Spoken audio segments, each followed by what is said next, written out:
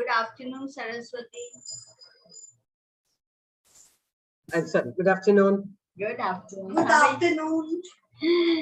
How are you? I'm doing good. Thank you. Good. Mom and all fine? All okay. Thank you. Okay. We are online now. We are online now. We'll start the program. If Dr. Modak is ready, we can begin the program. Yes. Dr. Modak, shall we start? Sure. Thank you. Thank you so very much. I'm going to be very brief. My name is Saraswati, Secretary General of the Madras Chamber of Commerce. And in fact, more people to join, but let us just begin the program as we have a wonderful speaker here and we have a wonderful subject to be discussed. Just to give a very quick introduction about the chamber, we are 186 years old, and thanks to Gates or mentors like Dr. Modak, we started our Sustainable Training Forum 11 years back during our 175th year end celebrations.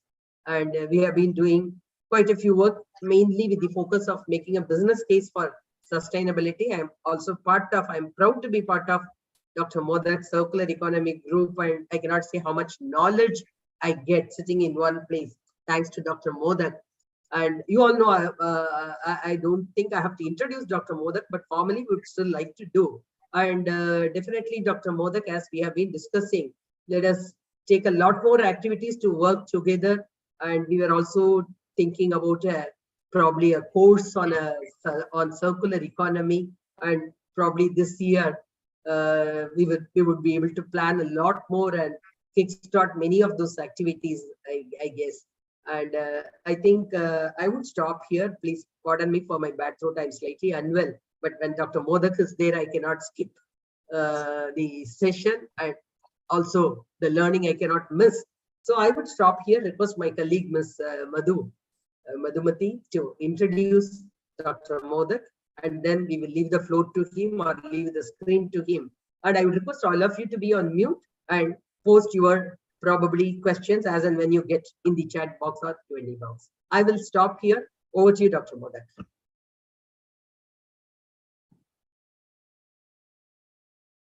Madhu, you are muted. I am sorry. Thank you. Thank you very much, ma'am. Thank you very much, sir, for joining us today. I'll just do a brief bio because, as ma'am said, you don't need an elaborate introduction to this audience. Dr. Prasad Modak is the executive president of the Environmental Management Center, LLP.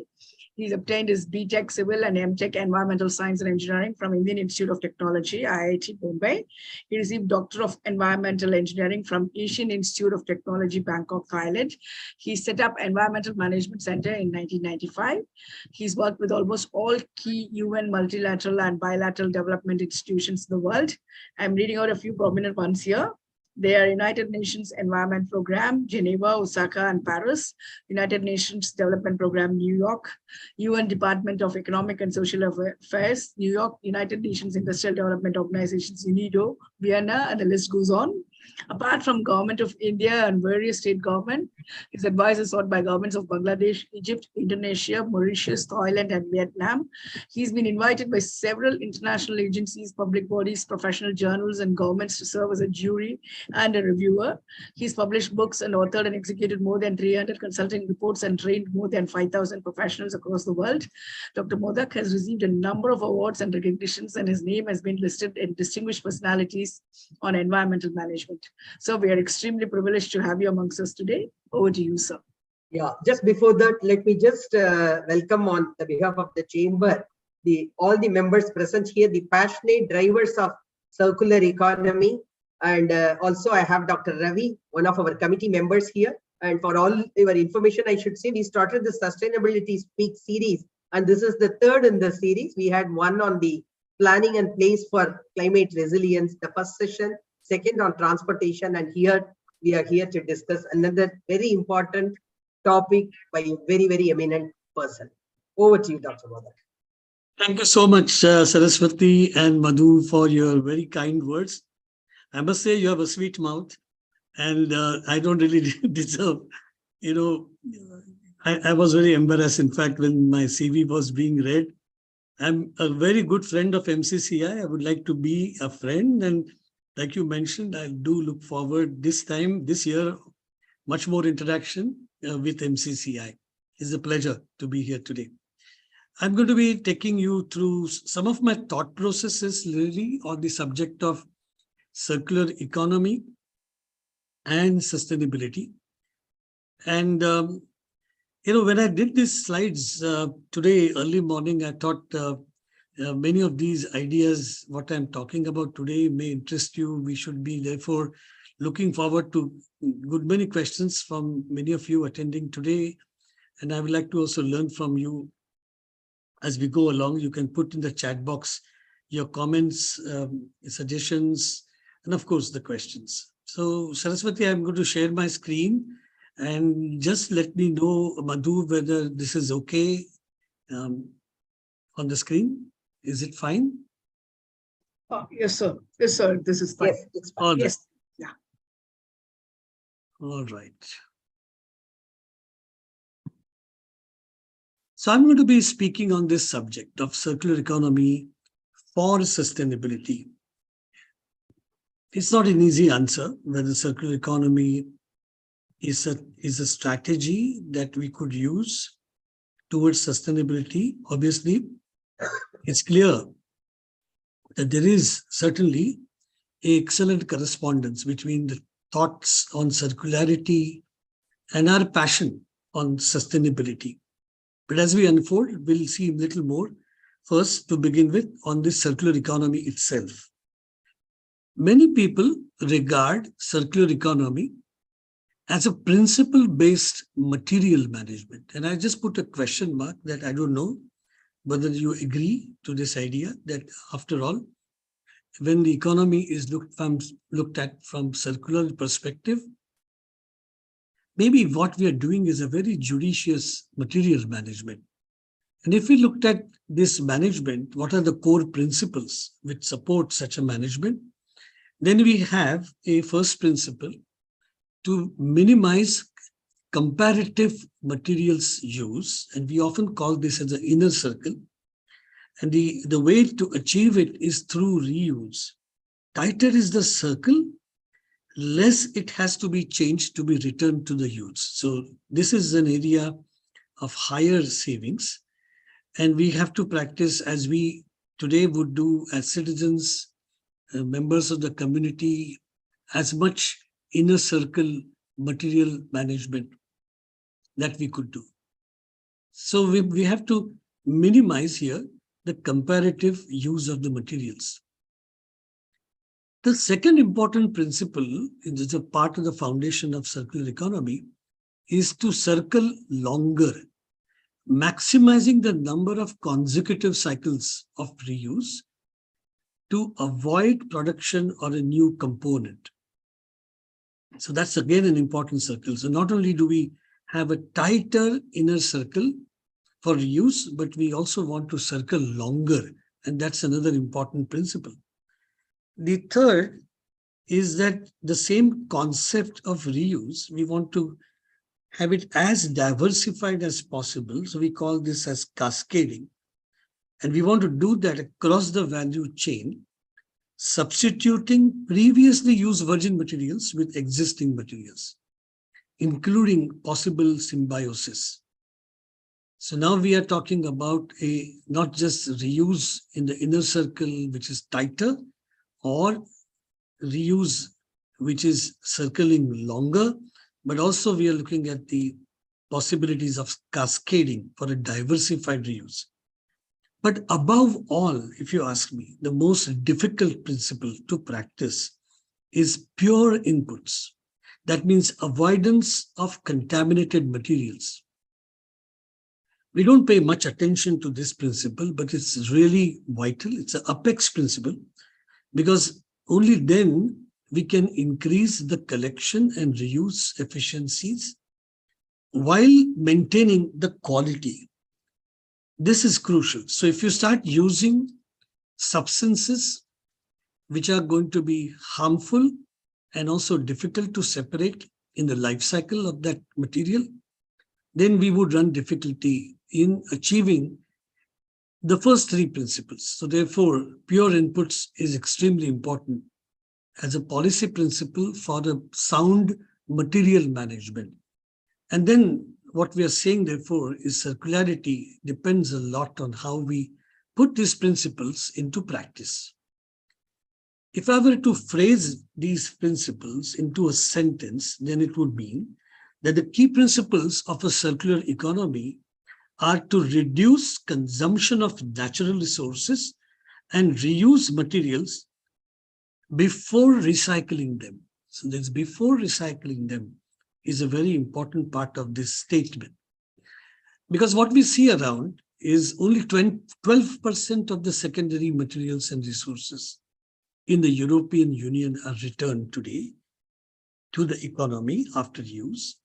Less than 1% of clothing material is recycled to make new clothing, and 55% of plastic waste is discarded rather than recycled.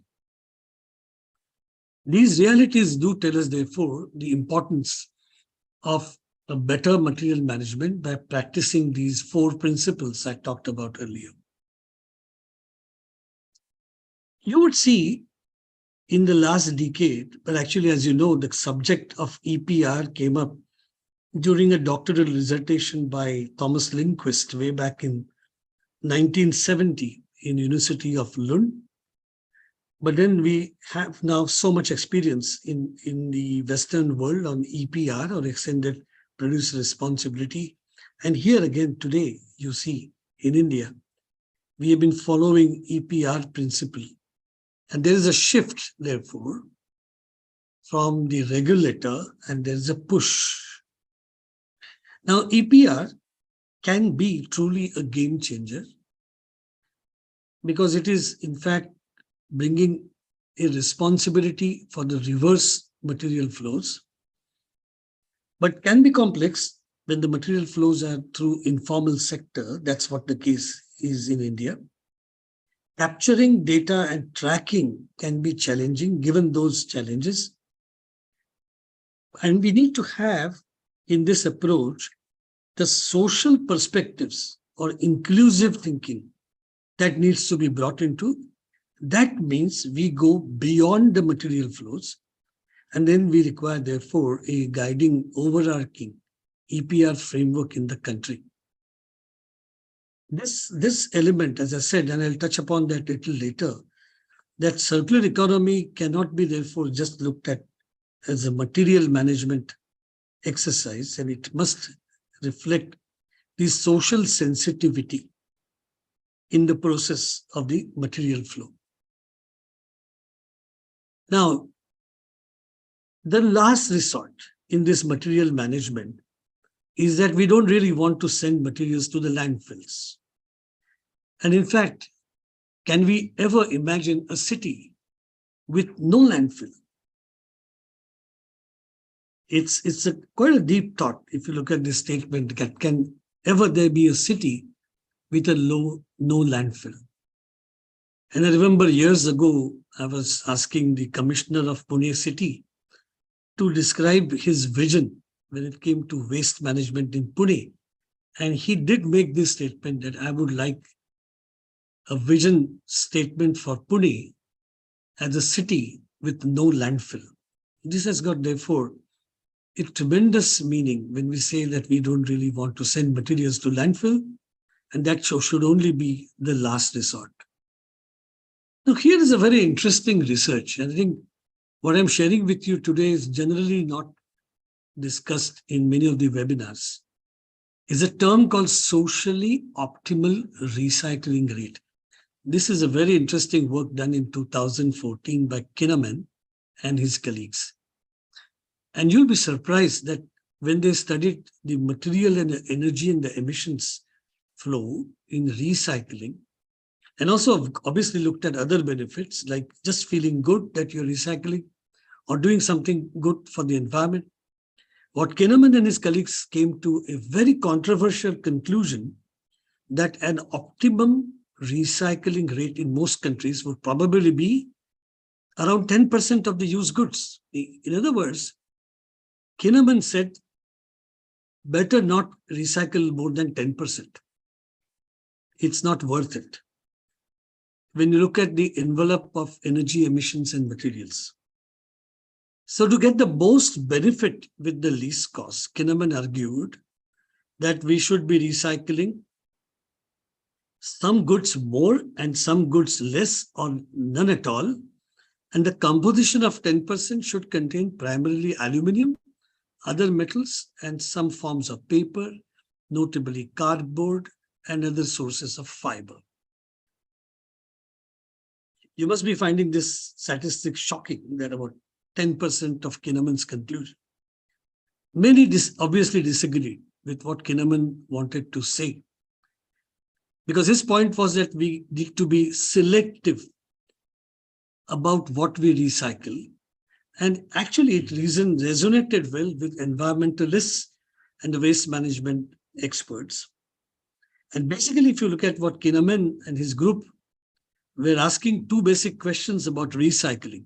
Is it good for the environment? And does it make economic sense? But if you ask me, one would ask a question, isn't recycling a moral responsibility? Or aren't these computations, don't they reflect our short-term thinking and not about sustainability? And therefore, a mere economic approach may fail. The message, therefore, is when we look at circular economy, purely from the material management perspective, and we don't look into social dimensions as just one example, it may not necessarily address sustainability. Today, we are associating circularity with carbon neutrality. And then this is very important if you want to propel, how do we move towards decarbonization related targets? How can India be by 2070 net zero? And deep in the decarbonization strategies, only when we will see that we are able to address scope 3 emissions, only then we will be able to see economy-wide impacts. And that's the power that when you expand decarbonization to scope 3 emissions, and that's where you will find circularity and carbon neutrality bringing in a transformation. So while you want to reduce the greenhouse gas emissions, or you want to get into more circular material flows, these goals that we want to achieve will in fact lead to a societal transformation. And that transformation is the biggest value add of such approaches. There's another term which I find less talked about, indeed less talked about in many of the Indian conferences, is the term bioeconomy. In fact, if you look at the statistics, India registered a sustained growth in bioeconomy from 44 billion US in 2019 to 80 plus billion in 2021. And today, just last week, we announced a target of 300 US billion in bioeconomy by 2030. The way we define here bioeconomy is the production, utilization, and conservation of biological resources, including related knowledge, science and technology and innovation, to provide information, products, processes, and services across all economic sectors. To me, this definition is narrow and extractive. Look at the definition, for example, of 2012 in the European Commission, which talks about bioeconomy as the production of renewable biological resources and conversion of these resources and waste streams into value-added products such as food, feed, bio-based products, and bioenergy. And its sectors and industries have strong innovation potential due to their use of a wide range of science, enabling and industrial technologies, along with local and tacit knowledge. This is a reference, Innovating for Sustainable Growth, a bioeconomy for Europe. In fact, many argue today that the concept of bioeconomy goes far beyond the circular economy. If you look at the perspectives, the circular economy strengthens the eco-efficiency of processes, use of recycled carbon, to reduce the use of additional fossil carbon. So we are using just now to compare these economies on the basis of carbon. And the bioeconomy substitutes fossil carbon by bio-based carbon from biomass, from agriculture, forestry, and marine environments. So these are different but complementary approaches when we talk about economy. Because bioeconomy, remember, includes a lot more aspects than circular economy, such as new building blocks, new processing routes, new functionalities and properties of products. And therefore, the visual here talks about how a bioeconomy can be more expansive and relevant than just circular economy. So what you see in this diagram are those rectangular boxes, which are building blocks in circular economy, and those otherwise in circles are the elements followed in bioeconomy. And therefore, we now use the term circular bioeconomy, where you have an intersection between bioeconomy and circular economy. And this circular bioeconomy includes the definitions, what we talked about earlier, of both circular economy and the bioeconomy. Therefore, when we want to look at these intersections, and that we have now concept of bioeconomy and circular economy, the only thing we had to ensure is to see that the circular bioeconomy is inclusive. Last year and a half, Niti Aayog has been holding discussions with 11 line ministries. And much of those discussions to me are more of understanding circular economy as a better material management. However, when you look at, say, agriculture or water, forests, and bring in these elements of the biological systems, putting them in the context of economy, then probably what we need to do is to expand our understanding and appreciation of circular economy in the form of circular bioeconomy. We don't see much discussion today here on the subject, as I said earlier, on bioeconomy. If you looked at circular bioeconomy and their linkages with the Sustainable Development Goals, in fact, you will see that this idea becomes a very useful policy toolbox, where you may touch upon easily with SDG 6, SDG 7, SDG 8, especially when we talk about inclusiveness, SDG 12, Central Sustainable Development Goal, and also SDG 15 on life on land. And you will see in the diagram on your right, some are direct linkages, some are indirect, and some are weak linkages. But I think clearly is the case that if we want to navigate towards sustainable development goals, a circular economy or circular, now as I said, bioeconomy based approach makes a sense. But then there are no easy solutions. I think the biggest challenge what we face is that we have to somehow still tame the population growth, and more importantly, reduce unevenness in our consumption patterns. So the gap between haves and have-nots has been increasing, widening, and this skewness in the consumption pattern is another concern.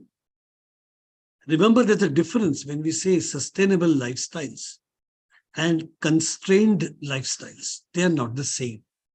And many people, millions of people today cannot think about sustainable lifestyles because they are already compromised with constrained lifestyles. We often talk about the term resource efficiency, and to me, it's a misnomer. We got to talk about resource sufficiency first, and then look at, or not just limit our thinking only to resource efficiency. Resource sufficiency takes us closer to sustainability. And remember that if we don't, then the circular systems that we are visualizing and that we want to recreate may simply choke. So there are limits to circularity. when you talk about limits, we can't miss the risks.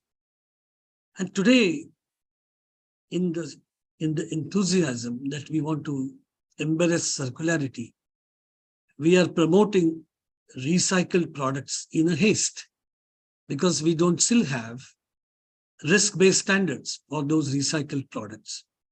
Nor do we have a sound system of verification and tracking.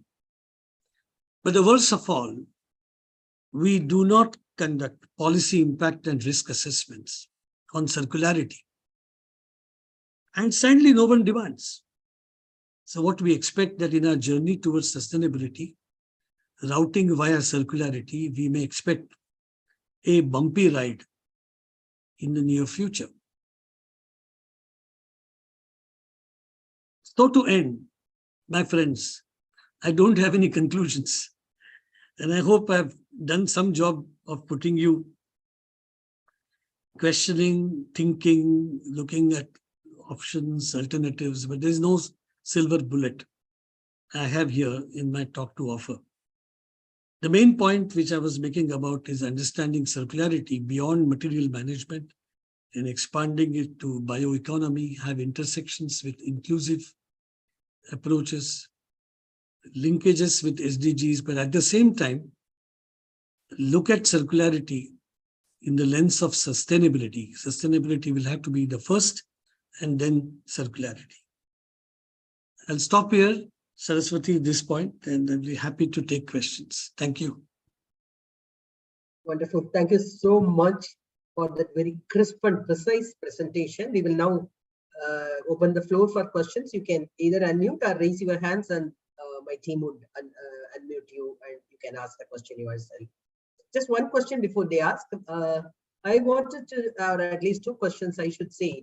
One, has the pandemic posed more challenges to circularity with more of use and throw in the terms of hygiene and safety aspect? Has it increased the challenges to circularity is one question I wanted to ask. And the other one, how are we going to, I mean, I know you, it's a very precise presentation. Or the city planners, to what extent do you think they are aware of this or they are sensitized to this? Any state, anywhere? Right. So, the first part, Saraswati, you're right that the COVID-19 pandemic certainly created challenges when it came to, again, I'm using the word material management, because we did see a 4 to 5 times increase in plastic production. Then we saw in the medical equipment increased use of plastics, and to us, all of us also, using PPEs and masks, and the sheer load to manage this contaminated waste because of the pandemic was a challenge.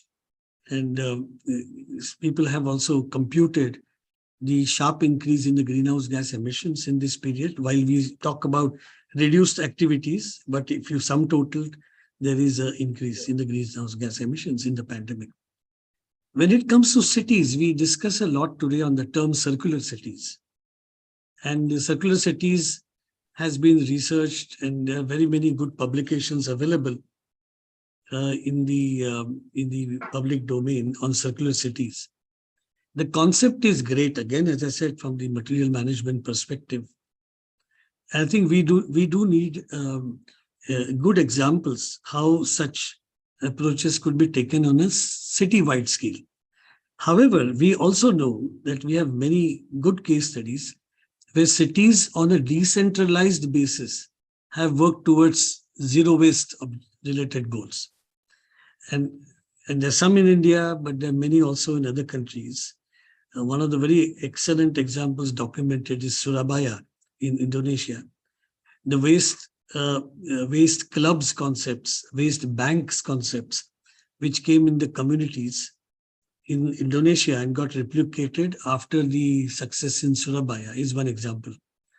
But then the planning of the city itself, and how do we bring in circularity in the planning itself, has been an area of quite a lot of discussion.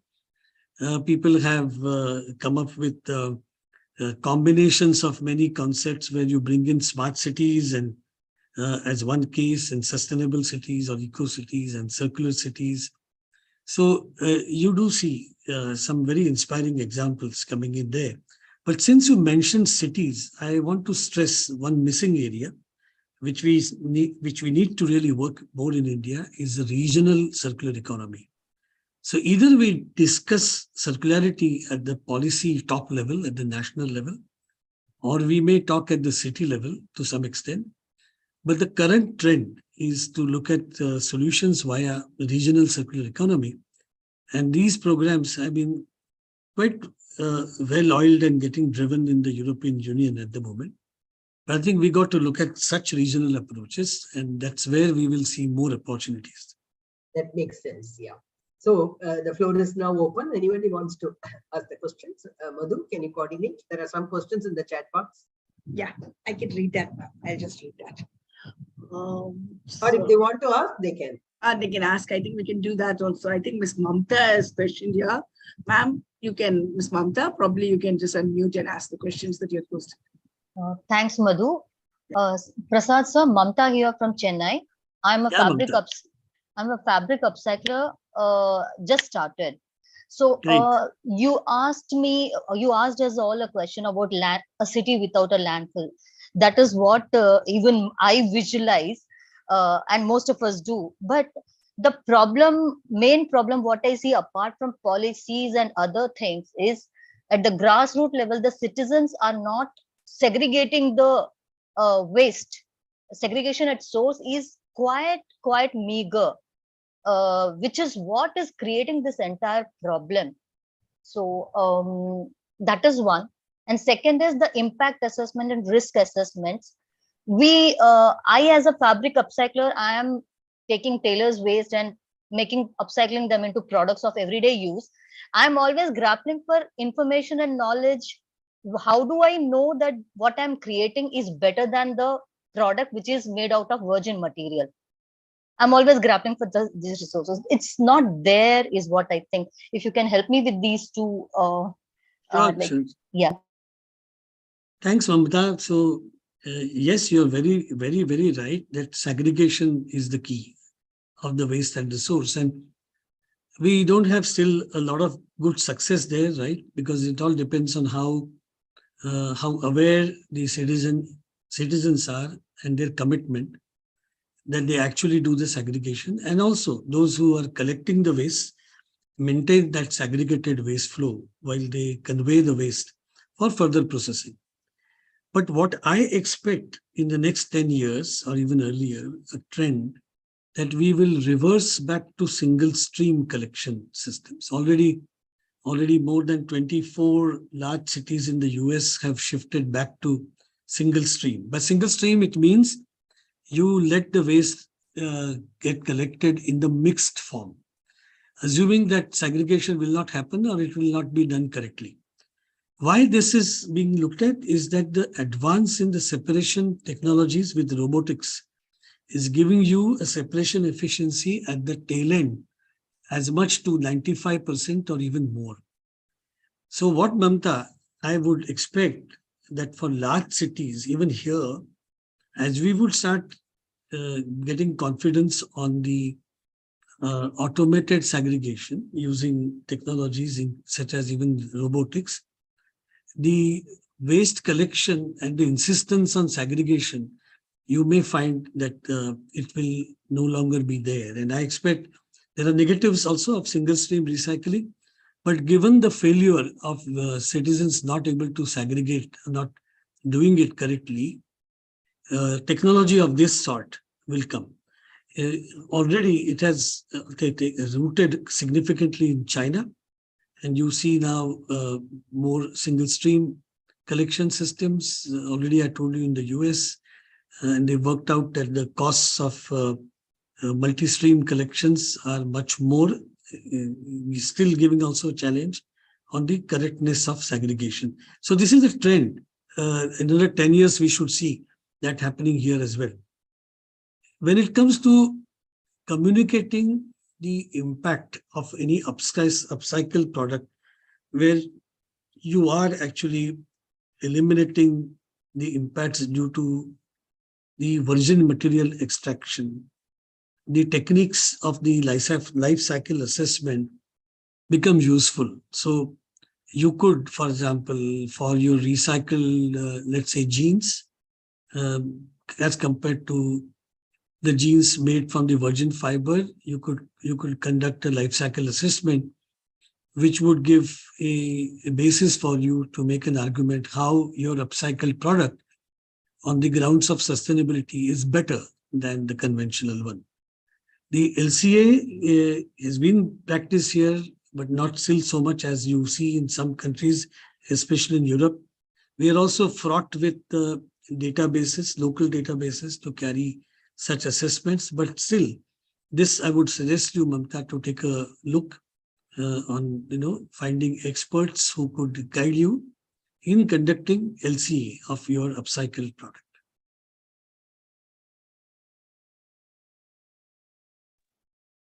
Madhu, can you? Thank you, sir. Just a minute, ma'am. I'll just read what is there. I think there's one by Shreya Ditya. Is it fair for one to assume that process manufacturing industries who are evangelizing and practicing circularity, and in brackets it says, who also rely on biological resources, are actually doing biocircular economy? If not, why? So if they just depend on their business practices are only on the half part of the circle, that is extraction, but not conservation and enhancement, then they don't fit into biocircular economy. So the businesses which are only practicing, as I said earlier, the extraction part only of the biological resources, but not making sure that they are at the same time making those resources sustainable, like what the Forest Stewardship Council as an example, or you do not ensure return flows of these materials back to the biosystems, then they don't qualify to call themselves as circular, technically. Thank you, sir. So there's one more question. It says, sir, is single stream collection for automated segregation elsewhere expected to increase carbon emissions?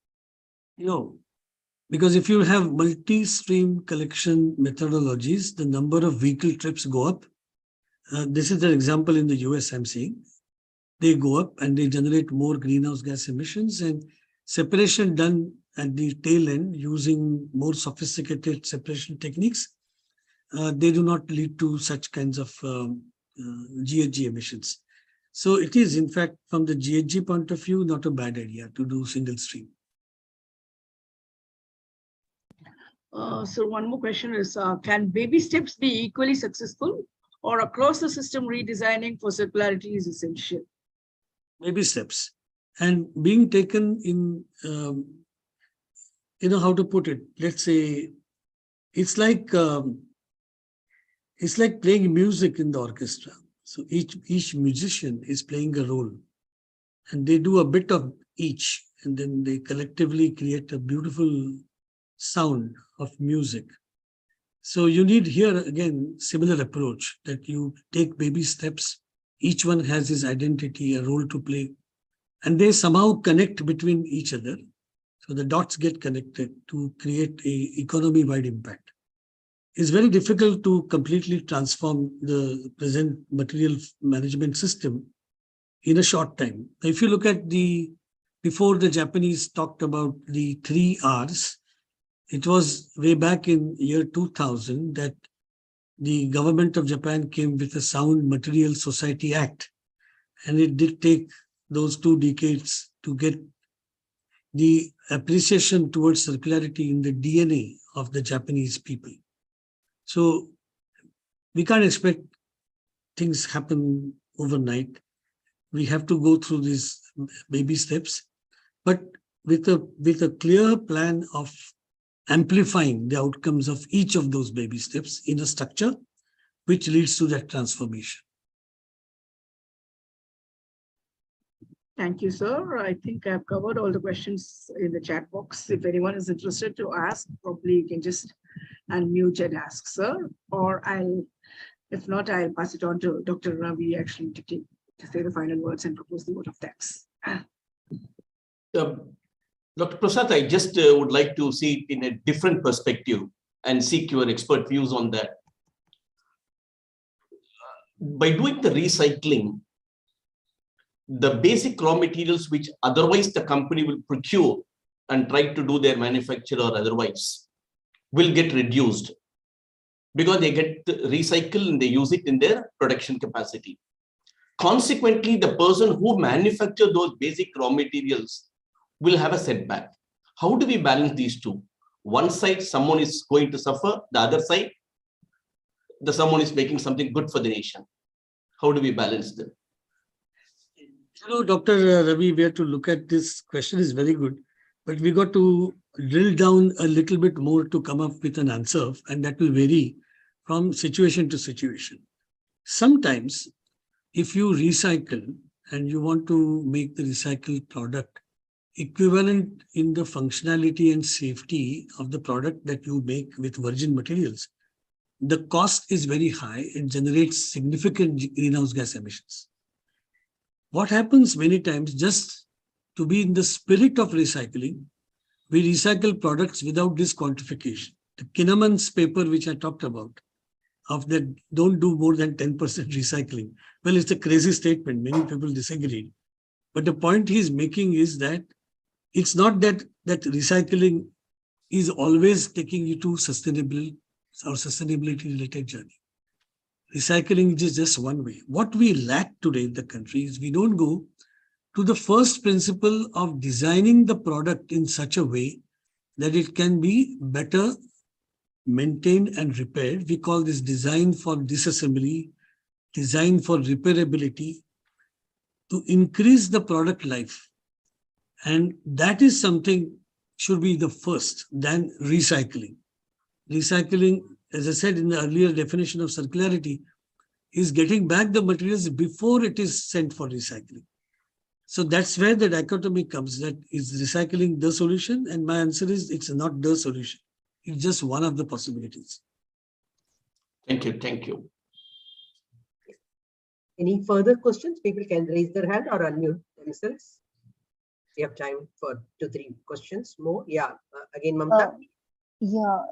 Prasad sir, recycling is quite gets confused with commoners, and even when I started this thing just 2 years back, like what I am doing is upcycling the waste which ends up in landfill.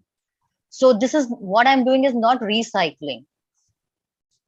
But can I use this upcycling word authoritatively?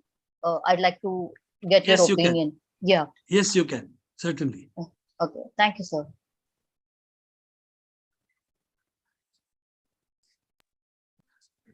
What's your view on biomining? Biomining, if you ask me, it's a great idea, because otherwise, if you didn't do that, the waste is sitting in the landfill, continue to contaminate the topsoil and the groundwater, and also releases emissions. So if you salvage it in a manner that the materials which otherwise were sitting in the landfill are put back again in the use, nothing like it. And I think we are finding already such projects under Swachh Bharat 2.0. Kumbakonam has been one such case where there has been a public-private partnership model executed. But there are many countries, like Vietnam is one case, where the national program on urban mining got launched. Not only it salvaged materials and innovated the technology of material extraction, but also made in that process secured landfills. So I would support biomining certainly as an important strategy for resource conservation. Thank you. Any further questions from anyone? Sir, hello, sir. I'm Neelima, sir. Yeah, Nilima. Sir, I work for a blockchain technology company, and we provide technological solutions for climate change, sir. So my question to you is related to ESG and the whole the debate going about ESG, sir. What is your take on that, sir? And of course, also about the sustainability reporting, which now has been mandated by the top companies of the stock exchange, which they have to start reporting. So what do you think about this whole thing, and how do you see it in India? Nilima, this is something not in the focus of my talk today. I'm sure you'll appreciate. And I probably suggest we can do a bilateral discussion on this. It's a topic by itself, what you're asked me questions, but it doesn't fit into the theme of circularity and sustainability. Okay, sir. Yeah. Is e-waste management posing more challenges of late in the recent times? Yeah, e-waste is going to be rising challenge, definitely. And much of it is because of our consumption patterns. We got to really go to the root how this generation of e-waste is happening. And there have been a lot of steps by some countries, like, there's a planned obsolescence happening of electronic goods. And you have very seriously framed legislation in France, for example, which is stopping people to come up with products which have a shorter life, and therefore they become part of the e-waste when it comes to those white goods.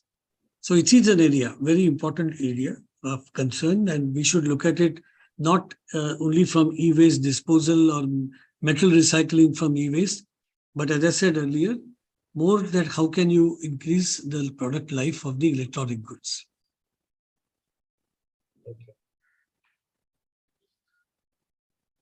Saraswati ma'am, I suggest you should have an ESG session with Modak sir.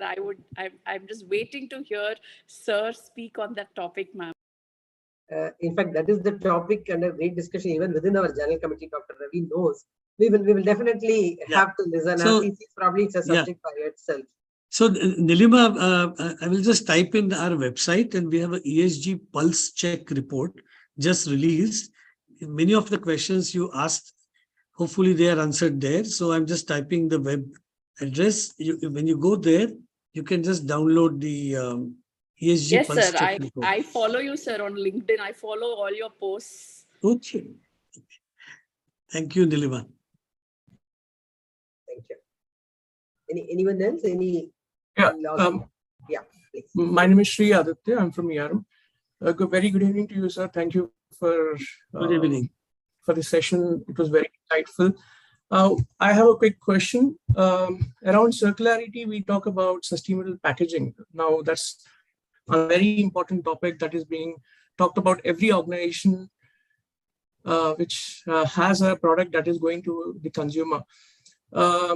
So in terms of circularity, biocircular economy, how do you see sustainable packaging to be? Oh yeah, so Sri Aditya, right? Yeah. So Sri Aditya, on the interest linking sustainable packaging to bioeconomy, you already see interesting business ventures already. I think some of you maybe knowing company called EcoWare, which makes packaging from agri residues, and that has got also fairly good traction because they not only make packaging but also the the tableware.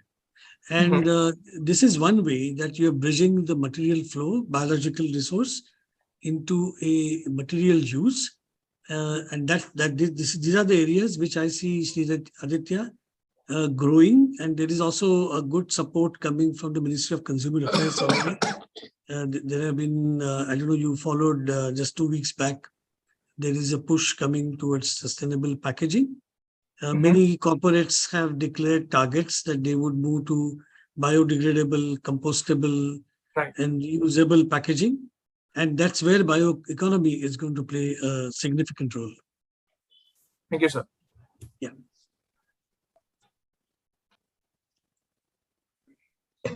If there are no further questions, can I request Dr. Ravi Balakrishnan, the General Committee member, to formally propose a vote of thanks? Dr. Ravi. Yeah. Good evening, one and all. As a member of the General Council of the Madras Chamber of Commerce and Industry, I have been given the pleasant task of proposing a formal vote of thanks, and I feel honored to do the task on behalf of MCCI and on my own behalf. We are grateful to our special guest, Dr. Prasad, who gave us a talk of circular economy for sustainability, for sparing his valuable time and gave us all a deep insight into the significance of circularity for sustainability. A big thank you to Dr. Prasad for providing so much value to our members and other participants, and the way you have explained the importance of the topic was extraordinary. In fact, in the very first slide itself, you hit the bullseye by categorizing it under the 4 heads: minimizing, maximizing, diversified reuse, and avoidance of contaminated materials, and also showed the importance of the 4th item, namely avoidance of contaminated materials. And each of your slide has given us volume of information, reuse before recycle and its importance, social sensitivity, sending materials to landfills should be the last resort, socially optimizing recycle rate and evidence shown from Japan. And you also touched upon carbon neutrality and bioeconomy. So it's amazing. In fact, we thank you from our bottom of our hearts for the excellent speech, and you have given us a lot of information about this very sensitive topic and the need of the hour. I also wish to thank one and all who attended this program, which is the 3rd talk on Sustainability Speaks. I also wish to place on record my sincere appreciation to the Secretariat for their excellent support as usual. All of you have a wonderful evening. Thank you very much. Sir, definitely we'll meet you again on another program. It is not only our request, but also listener choice.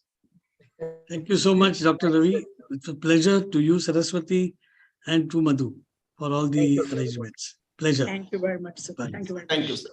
Thank you, sir.